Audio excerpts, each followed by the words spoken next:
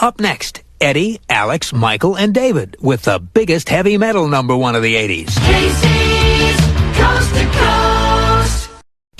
Casey's Top 40. I'm Casey Kasem. We're just 6 hits away from the biggest number one of the 80s.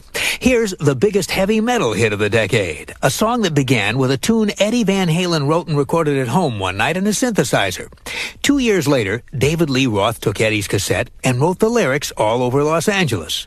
You see, David says, quote, "I wrote them in the back of a 1951 Mercury lowrider.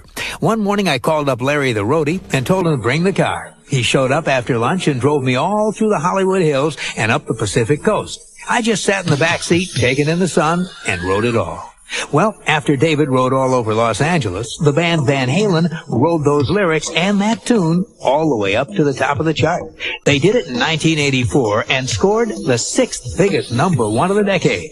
Here's Michael Anthony, David Lee Roth, and Eddie and Alex Van Halen with Jump. I get up and nothing gets me down. You got to roll with the punches and get to what's real. Ow, might as well jump, jump. Go ahead and jump. Casey's Coast to Coast.